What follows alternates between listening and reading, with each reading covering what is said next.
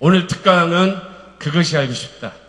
복수해야 하나 해서는 안 되는가. 제가 오늘 특강할 거라고 생각을 못했는데 제가 어제 그저께 금요일 날 저희 학교에서 제가 개학 강연을 했습니다. 그래서 원래 이제 교수들이 안식년 1년 연구년을 하고 오면 이제 연구 발표들을 해요. 그래서 학생들한테 연구 발표를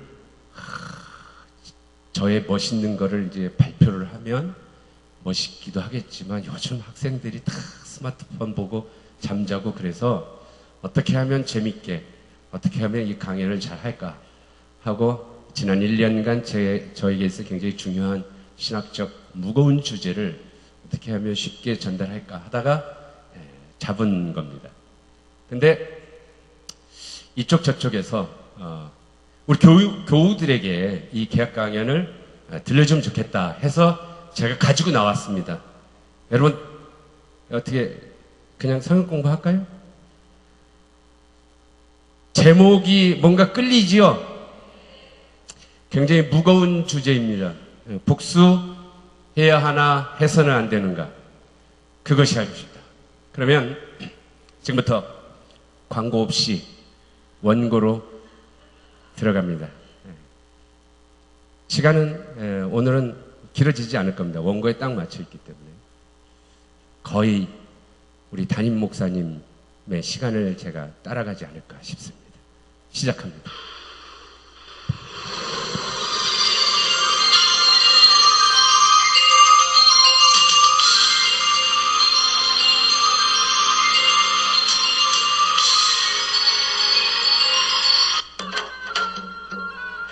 국내 최대 역세밭이 푸른 하늘 아래 지붕을 이룬다. 영남 알프스 같은 풍처럼 둘러쳐져 있는 곳. 태백산맥의 줄령이 낮아지면서 비옥한 하남평야가 있어 곡창지대를 이루는 곳. 경상남도 북동부에 위치한 아름다운 문화의 고장 밀양.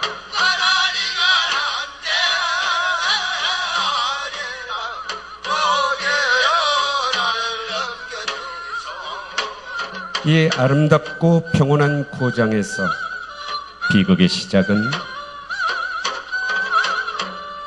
엄마 이신혜 씨, 남편을 잃고 아이와 함께 남편과 아이 아빠의 고향인 이 마을을 찾아 나서면서부터였습니다. 좋다. 응? 뭐가 좋아? 햇볕?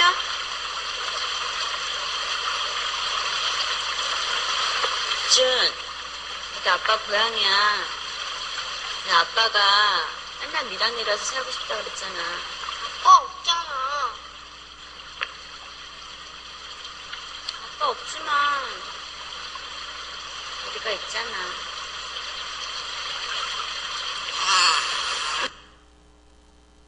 비록 남편을 잃고 막막해진 삶을 단 하나뿐인 아들과 함께 아이 아빠의 고향에서 새로운 삶을 시작하려고 했던 엄마 이신혜 씨, 그리고 그녀의 아들 준, 이 모자에게 행복한 웃음은 그리 오래가지 않았습니다. 도대체 이 모자에게 무슨 일이 있었던 걸까요? 밀양, 비밀밀, 볕양, 비밀의 햇볕이 드는 것. 도대체 이 모자에겐 어떤 비밀의 햇볕이 비추게 된 것일까요? 우리는 그날의 밀양으로 찾아가 봐야겠습니다.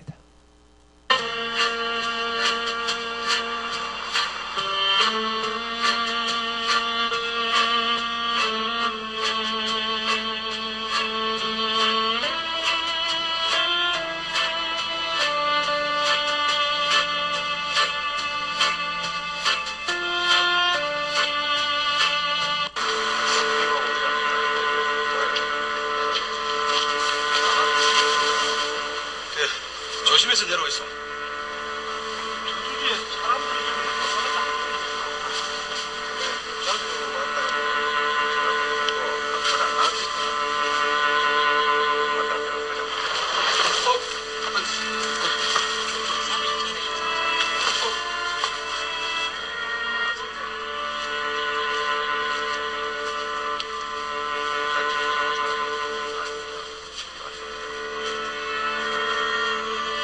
저게 있는데 저 계십니까?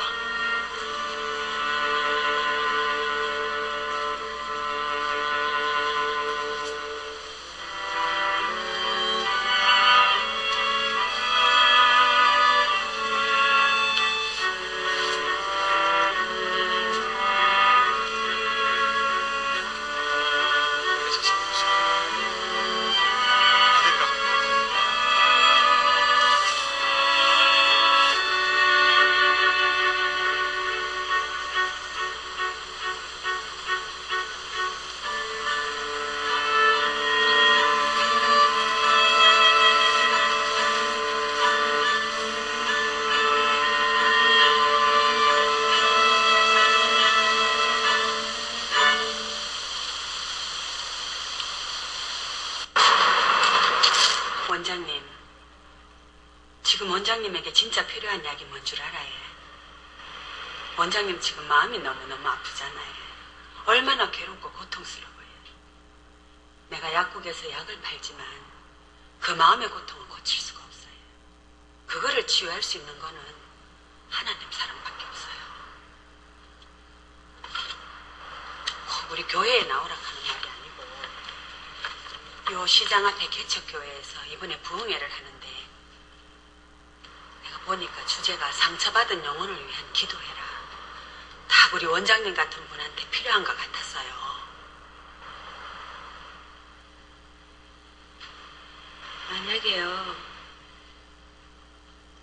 만약에 하나님이 계시고 하나님의 사랑이 그렇게 크시다면요. 하나님 계시지에. 하나님 사랑이 크시지에. 한도 끝도 없이 크시지에. 그렇다면 우리 준이가 왜 이렇게 처참하게 죽게 내버려 두셨어요? 그 어린 것이 무슨 죄가 있다고? 원장님, 그래도요. 세상 모든 일에는 주님의 뜻이 있다는 걸 아셔야 돼. 아이고, 내가 뭐라고 설명하겠노? 저기 저 햇볕 한 조각에도 우리 주님의 뜻이 숨어있던 거예요. 세상에 주님의 뜻 아닌 게 없어요.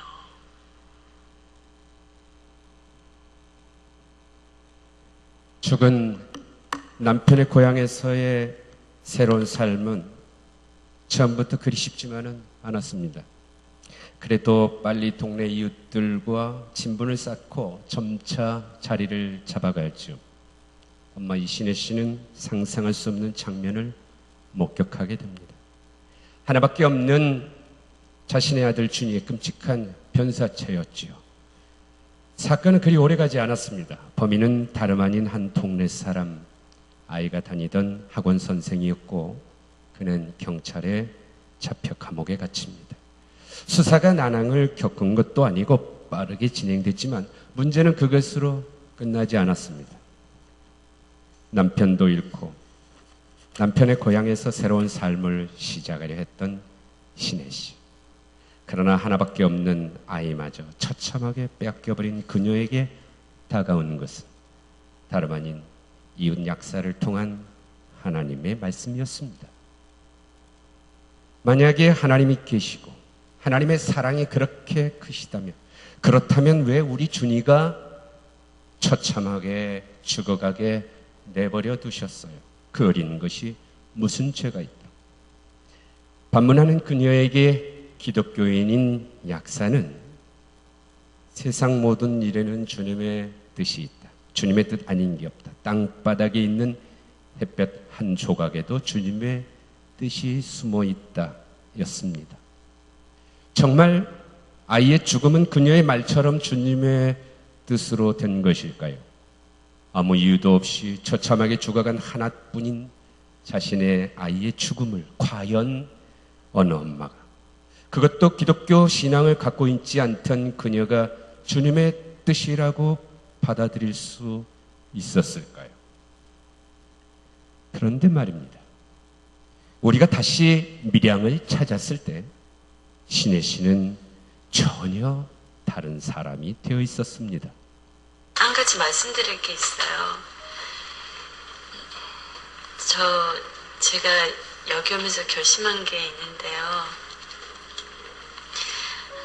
이번 주말에 교도소 면회 가려고요. 교도소? 꼬마? 제가 잘 아는 사람이 지금 교도소에 있거든요. 제 아들 죽인 범인이요. 그 사람은 와면에 가려고 하는데. 용서해 주려고요. 저한테 너무 큰 고통을 안겨준 사람이긴 하지만 하나님이 원수를 사랑하고 용서해 주라고 하셨잖아요. 이신혜 씨 정말 대단하다. 근데 꼭 면회를 가서 용서를 해줘야 되나?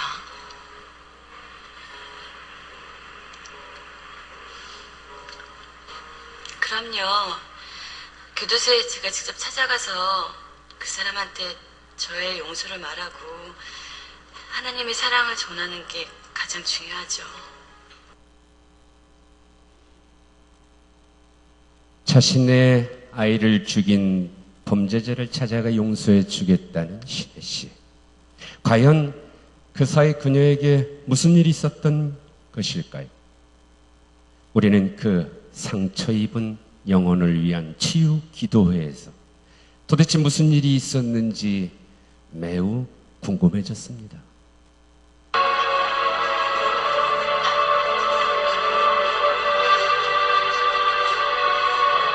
꽉 막혀있는 마음을, 뭉쳐있는 마음을 풀어지게 해 주옵소서. 오 하나님,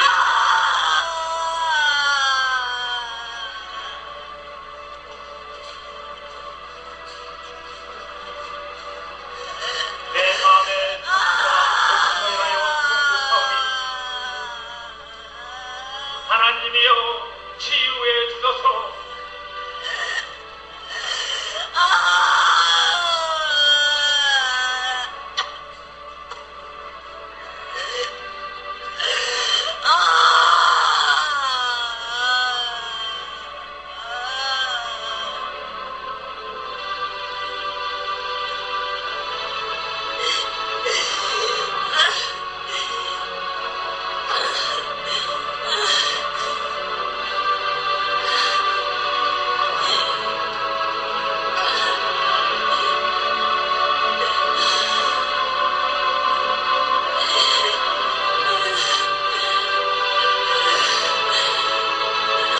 다시 태어난다는 말, 전에는 그게 무슨 말인지 몰랐거든요. 그런데 이제는 확실히 알았어요. 처음에 김 집사님이 저한테 그러시더라고요. 세상에는 눈에 보이는 것만 있는 게 아니라 눈에 보이지 않는 것도 있다고. 아멘. 처음 그 얘기를 들었을 때는요, 솔직히 참 무서웠는데 이제는 저도 그 사실을 가슴으로 느낄 수 있게 됐어요. 아멘. 그렇게 이 가슴이 누가 손으로 막 짓누르는 것처럼 많이 아팠는데요. 이젠 안 아파요. 평화를 얻었어요. 이젠 정말 저한테 일어나는 모든 일들이 하나님의 뜻 가운데서 이뤄진다는 것을 분명히 믿게 됐어요. 네. 자신에게 이루어지는 모든 일들은 하나님의 뜻 가운데서 이루어진다는 것을 확신하게 됐다는 신혜 씨. 종교, 신앙의 힘은 과연 이런 것일까요? 우리 제작진 모두는 놀라지 않을 수가 없었습니다. 그리고 우리는 얼마가 지나서 다시 한번 신혜 씨를 찾아가 보기로 했습니다. 이제 신앙 안에서 새로운 삶을 살아가고 있는 그녀의 모습이 어떨지 매우 궁금해졌기 때문입니다. 그런데 말입니다. 우리가 다시 찾은 신혜 씨의 모습은 우리 모두를 다시 한번 크게 놀라게 했습니다. 우리가 다시 찾은 이신혜 씨, 원수까지도 사랑하겠다던 그녀, 자신의 아이를 죽인 원수를 찾아가 용서하겠다던 그녀의 예전 모습이 전혀 아니었기 때문입니다.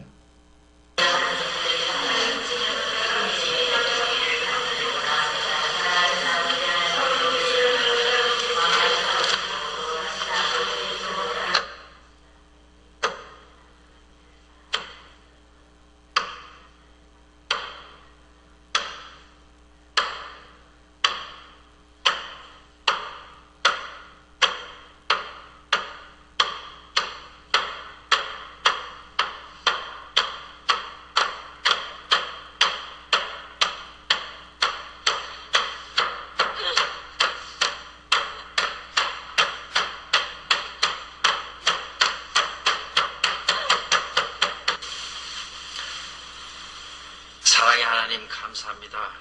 아버지 하나님, 여기 내 원수를 사랑하고 용서하라는 주님의 말씀대로 살려고 했으나 아버지, 마음의 상처를 이기지 못해 괴로워하는 어린 양이 있습니다. 이 가련한 영혼에게 구원의 손길을 주시고 죄인을 진정으로 용서할 수 있는 믿음을 허락해 주시옵소서.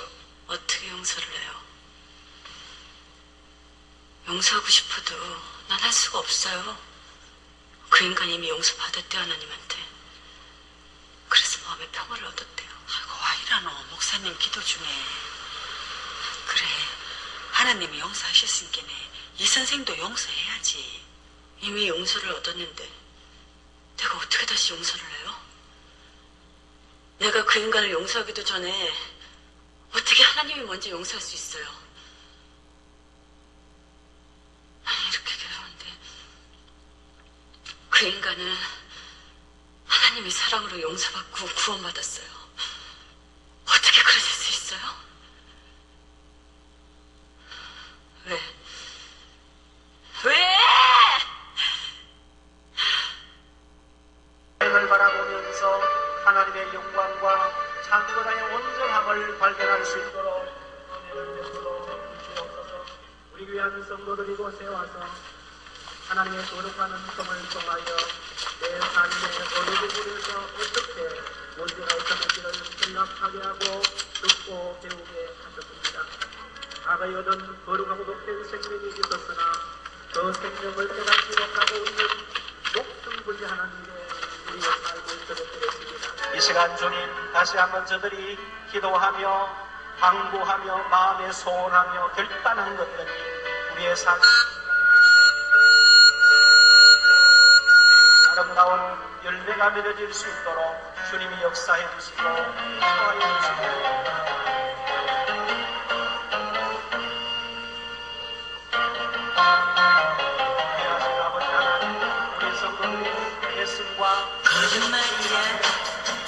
거짓말이야, 거짓말이야, 거짓말이야, 거짓말이야, 거짓말이야. 이 땅에 분명한 사명을 주셨습니다. 우리에게 왕적인 사명을 주셨습니다. 이 거룩한 왕적인 사명을 감당할 수 있도록 아버지께서 은혜를 주시옵소서. 어둠의 세력들은 오늘도 모든 빛을 맡고 있습니다. 아버지 하나님, 우리가 주님 앞에 나갈 때 주님이 당하신 그 고통과 주님께서 당하신 그 어려움을 우리에게 있지만 아버지께서 주님을 붙잡으심으로 만왕의 왕이 된 것 같이 우리도 주님을 붙잡을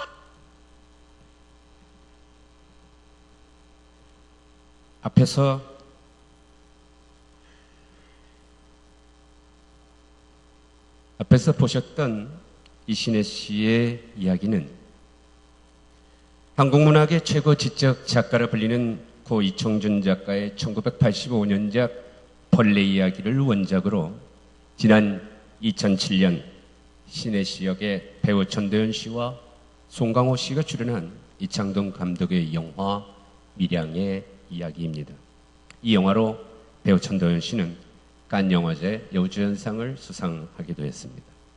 이 영화가 상영된 이후에 국내에서 특히 종교계, 그것도 개신교계 내에선 뜨거운 논쟁들이 있었습니다. 논쟁의 중점은 영화 밀양이 반기독교적이라는 원색적인 비난에서부터 신과 인간, 그리고 용서와 구원이라는 무거운 신학적 주제를 다룬 수작이라는 평가에 이르기까지 영화에 대한 반응은 다채롭고 분분했습니다. 하나님의 사랑, 하나님의 용서란 무엇일까요? 하나님께 용서를 구하면 누구나 용서를 받을 수 있는 것일까요? 하나님이 먼저 용서해서는 안 되고 반드시 그 피해를 입은 사람이 가해자를 용서할 때만 용서가 가능한 것일까요? 만약에 영화 밀양의 이야기에서 신혜 씨가 자신의 아이를 죽인 사람을 용서하기로 마음을 먹고 그 죄수가 그녀에게 잘못했다고, 그리고 자신을 용서해 주어서 감사하다고 말했다며, 만약 그런 순서만 잘 지켜졌다면 모든 것이 다 해결되었을까요? 그리고 은혜로운 감동의 스토리가 되었을까요? 그런데 말입니다. 이 영화 밀양에서는 아주 중요한 문제가 빠져 있습니다. 바로 비극의 당사자인 아들 준이입니다. 비록 아이를 잃은 엄마 신혜 씨의 아픔과 상처, 그녀의 용서의 문제가 매우 중요하겠지만, 엄마가 자신을 죽인 사람을 용서했다고 해서 정작 자신의 목숨을 잃은 준이가 그 사람을 과연 용서했냐는 것입니다. 물론 죽은 자는 말이 없습니다. 그러니 이 문제를 거론하는 것이 그 어떤 해결책을 내놓을 것 같지 않아 보일지도 모릅니다. 그러나 죽은 자의 한은 무엇으로 풀 수 있을까요? 우리는 망자의 한의 문제를 조금 더 알아보아야겠습니다. 바로 원수를 갚는다, 복수에 대한 것입니다. 보복과 복수라는 것은 용서와 화해, 사랑과 은총과는 정반대의 말처럼 여겨집니다. 그래서인지 특히 원수를 사랑하라는 예수님의 말씀에 어긋나는, 그래서 보복과 복수는 기독교인이 그것은 절대로 해서는 안 되는 것처럼 들려집니다. 그런데 언제부턴가 우리 사회에서는 보복과 복수는 해서는 안 되는 것이 아니라 해야만 하고, 그런 보복과 복수에 응원하고 박수를 치고 있습니다. 올해 극장가는 답답한 현실에 대한 분노와 복수를 담은 영화들이 큰 인기를 끌었습니다. 관객 수도 어제까지 2억 1,600만 명을 돌파하며 5년 연속 최다 기록을 경신했습니다. 김영하 기자입니다.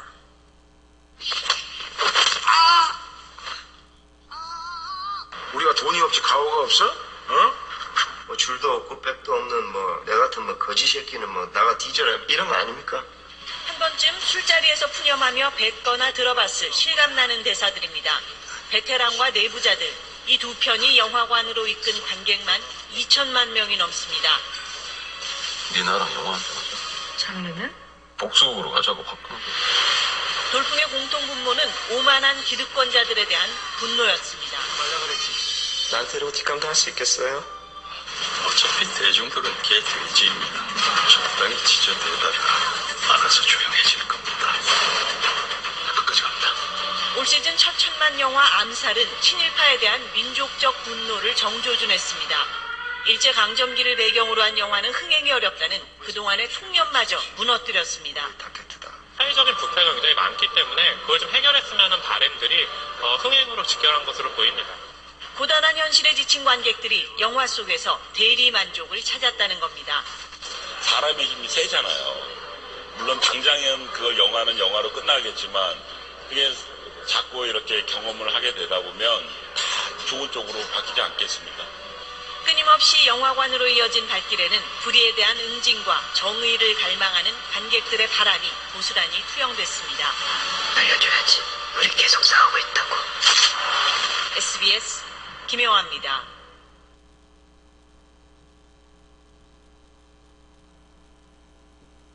보복과 복수는 일반 사람들에게 자연스럽게 허용된 것이 아닙니다.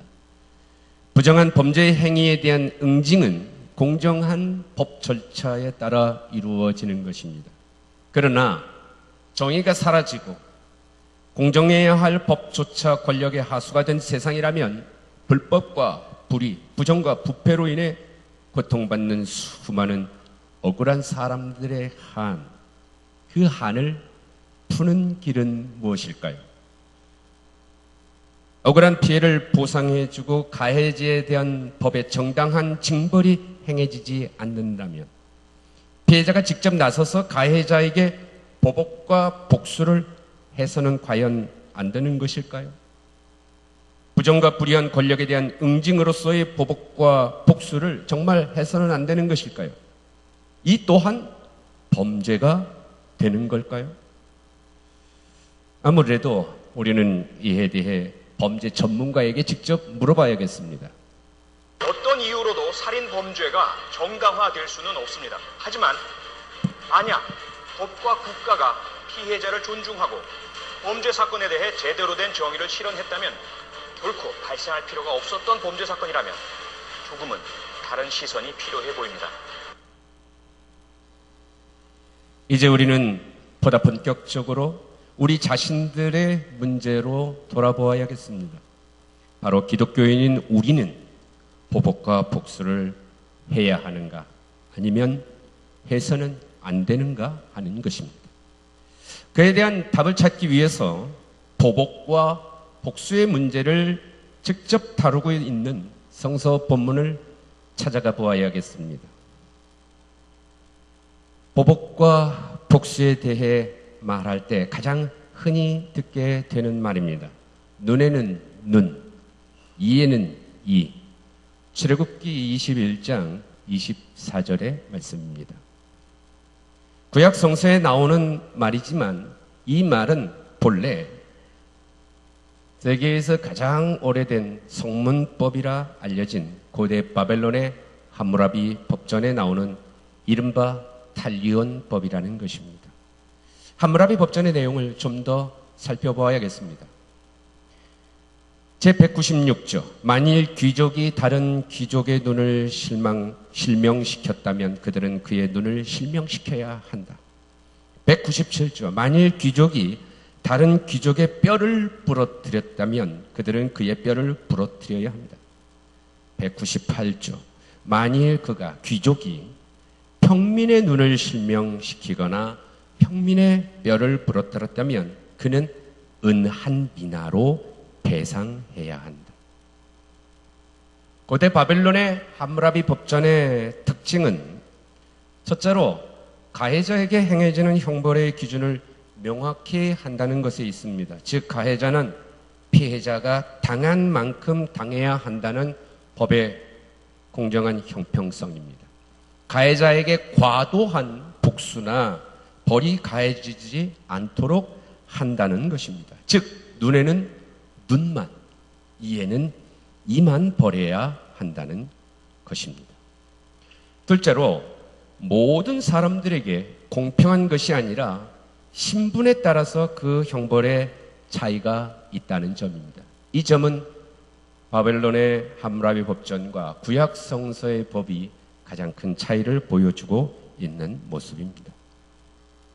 그런데 우리가 궁금해한 것은 이 고대 바벨론의 함무라비 법전의 탈리온법 조항이 무엇 때문에 구약 성서 안으로 들어오게 되었는가 하는 것입니다.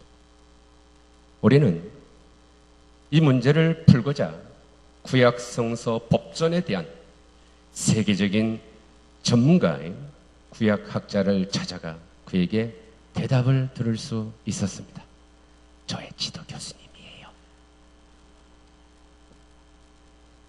크리즈만 교수는 눈에는 눈, 이에는 이라고 하는 이 단리온법을 정확하게 이해하기 위해서는 이 법조항이 들어있는 출애굽기 20장서부터 23장 전체의 이른바 계약법전을 보아야 한다고 얘기합니다.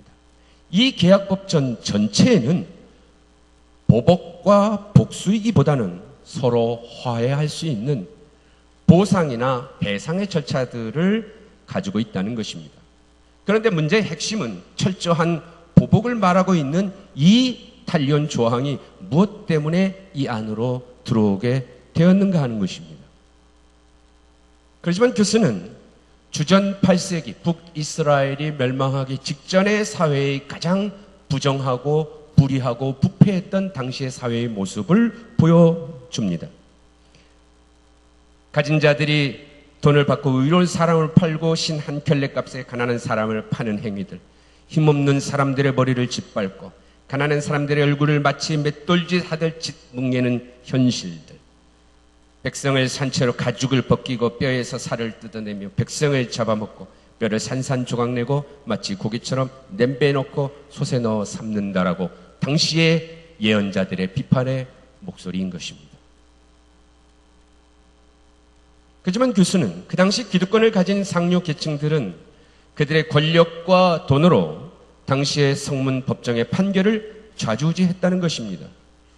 그것이 곧 뇌물이었습니다. 부자들은 돈으로 배상을 할 수 있었고 뇌물로 자신들의 범죄를 감출 수가 있었습니다. 그들은 속죄금을 받고 성문 법정에 가서 가난한 사람들을 억울하게 하였고 뇌물이나 좋아하고 선물이나 계산하고 있었다는 것입니다.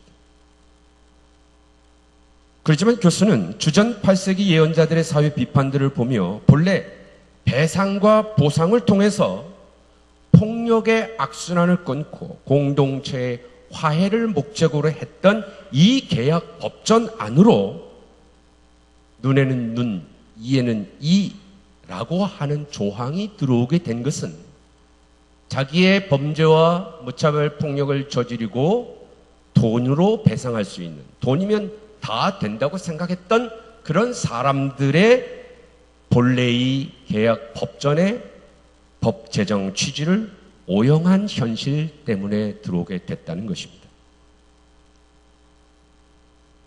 가진 자들, 돈 있는 자들은 자신들의 위법에 대해 돈으로 해결할 수 있었던 반면에 힘없는 자들에게는 오히려 돈이 없기 때문에 법정에서 그 어떤 것도 자신을 보호하거나 자신을 구해낼 수 없는 이 조항들은 오히려 족쇄가 되어 버렸습니다.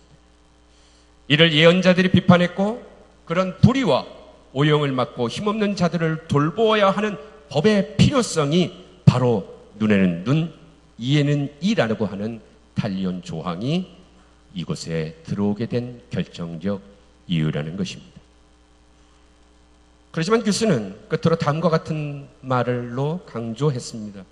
보복의 정당성은 힘 있는 자들에게 있는 것이 아니라 힘 없는 자들의 보호수단이다. 물론 그렇다고 단리온법이 힘없는 자들의 테러를 위해 존재한다는 것이 아니라 힘 있는 자의 폭력은 결코 돈으로 해결될 수 없고 자신도 똑같이 그만한 대가의 폭력을 받게 된다는 것이다. 이것이 강자의 폭력을 막는 수단으로서 단리온법의 본래 의미라는 것입니다. 의학성서 안에 단리온 조항 눈에는 눈, 이에는 이라고 하는 것은 가진 자들의 돈으로 해결된다는 것을 막는 수단과 동시에 이러한 보상과 배상의 절차를 통하여서 가지지 못한 자들이 오히려 족쇄가 되는 이 법 조항을 개정할 필요성을 주장하고 있다는 것입니다.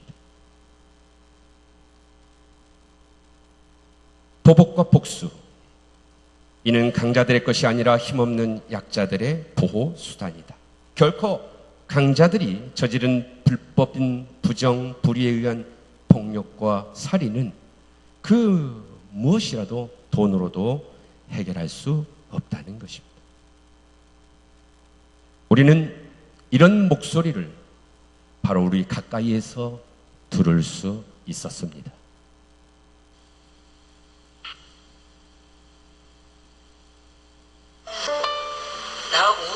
죽으면은 우리 죽은 뒤에 나 죽은 뒤에는 말해줄 사람이 없는 것 같다 싶은 생각이에요. 내가 이제 나이가 이만치나 먹고 제일 무서운 것은 일반 사람들 사람 죽이는 거. 제일 그걸 내가 떨었거든. 언제나 하도 여러 번 봤기 때문에 너무 많이 봤기 때문에 끌려가서도 봤지만 너무 사람 죽이는 걸 너무 많이 봤고 그러기 때문에 죽인다는 게 무서워서 젊어서는 사실 하고 싶어도 말을 못했어. 너희들을 15, 14살 먹어 끌어가다가 이제는 80, 90, 100줄이 올라가는데도 안 죽도 소식이 없고. 그래 어디로 끌려갔나?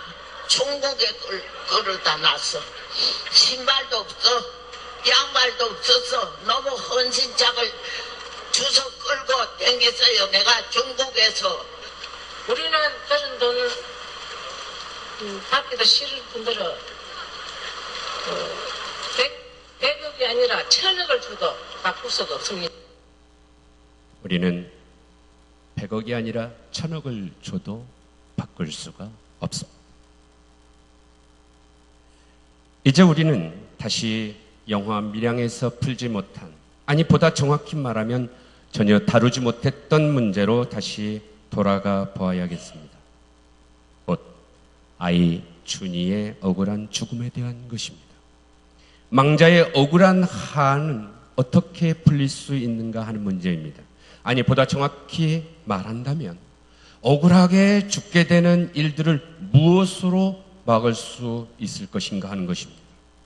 산자들이 피해자가 되고 가해자가 되어 그들이 나누는 용서와 화해의 문제보다 더욱 심각한 문제가 여전히 남아있기 때문입니다.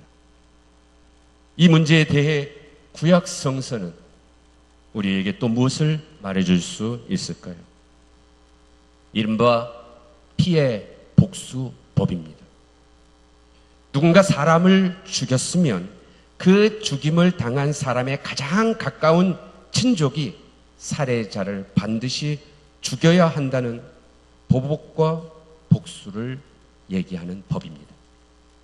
여기 말하는 가장 가까운 친척이란 그의 형제에서부터 시작해서 그 가까운 친족이었으면 그 다음 가까운 친족, 그도 없으면 또 그 다음 가까운 친족으로 넘어가는 그런 순서입니다. 바로 이에 피해 복수를 실행에 옮기는 자를 피해 보수자라고 부릅니다. 여기 보수자를 가리키는 히브리어가 고엘입니다. 고엘이라는 히브리어는 동사 가알에서 나온 분사 형태인데 속전을 주고 구제하다, 대신 보상해 주다 라는 뜻으로 누군가를 대신하여 값을 지불하는 사람 또는 무언가를 대신하여 보상하는 것을 의미합니다. 일반적으로 친족이 경제적인 생계의 위험에 처했을 경우 이를 가장 가까운 친족이 연대적 책임을 지는 행위입니다. 고대 이스라엘 사회 관습법으로 적용됐던 것입니다. 당시 사회적 약자의 한 부류로 일컬어졌던 과부, 그의 생명과 재산을 보호하기 위하여 시동생이 자식이 없어 죽은 형수와 결혼해야 하는 법, 그것을 히브리어로 역시 고엘법이라고 부릅니다. 유다와 다말의 이야기가 그렇고 룻과 보아스의 이야기가 그렇습니다. 고대 히브리 사회에서 사용된 고엘의 원래적 의미는 혈연 공동체에서 친족끼리 서로의 재산과 생명과 권리를 보호하고 만약 한 가족이 어떤 재난이나 불의의 사고를 당했을 경우에 가장 가까운 친족이 그 가족이 당한 재산과 생명과 권리를 되찾아 회복시키는 구원의 행위를 의미합니다.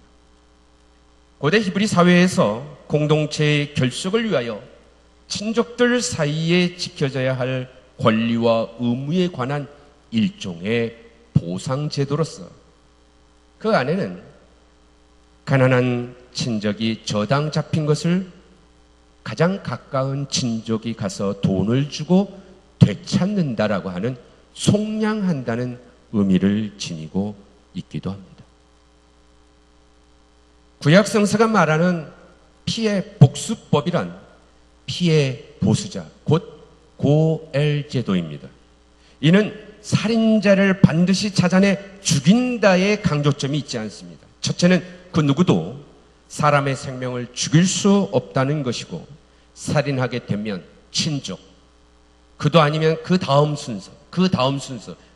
순서로 이어지는 보복이 있기 때문에 결코 살인은 완전 범죄가 가능하지 않다는 것을 강조하는 것입니다.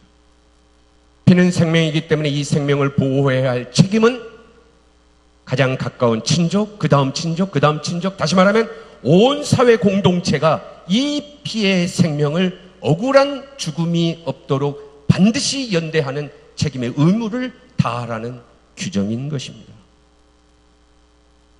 그렇기 때문에 살인한 자는 결코 속전으로도 대속죄일에도 그의 죄를 벗어나지 못하고 구속받지 못하고 속량받지 못한다고 강조하고 있는 것입니다. 둘째는 사람의 생명을 전 공동체가 의무적으로 책임있게 연대적으로 지켜나가야 한다는 것입니다. 법은 그렇습니다. 그런데 말입니다. 오늘날도 마찬가지로 고대 이스라엘 사회에서도 이 사회의 책임적 연대 공동체의 의무가 지켜지지 않았습니다. 억울한 죽음이 계속 끊임없이 이어졌고, 그것에 대해서 책임 있는 의무를 다하지 않게 된 것입니다. 예언자들은 이에 대해서 끊임없이 비판했고, 많은 당시의 억울한 백성들의 한은 하나님을 부르짖게 됩니다. 그리고 이제 그 하나님께서 내 친족들이 이 사회가 연대적으로 공동체로 책임을 다하고 다하지 못한 이 억울한 죽음에 대해서 그 책임을 하나님이 대신 오셔서 이 억울한 죽음의 한을 갚아달라고 호소하게 됩니다. 이때 이 하나님이 억울한 죽음의 한을, 그들의 한을 풀어주기 위해서 하나님이 오십니다. 이때 하나님을 구속주라고 부르고 속량주라고 부릅니다. 다시 말하면 이 하나님은 내가 죄인이라 내 죄를 씻으러 오시는 분이 아니라 나의 억울한 죽음, 우리 형제의 억울한 죽음에 대해서 그 누구도 책임지지 않을 때 그 책임을 다하러 오시는 그 하나님. 히브리어 성경에는 바로 그 하나님을 고엘이라고 부르고 있다라는 것입니다. 다시 말하면 하나님이 나의 억울한 한을 풀기 위해 그 누구도 책임을 다하지 않는 이 사회에 대하여 하나님이 그 연대적 책임자로 고엘로 구속자로 속량주로 오신다는 것입니다.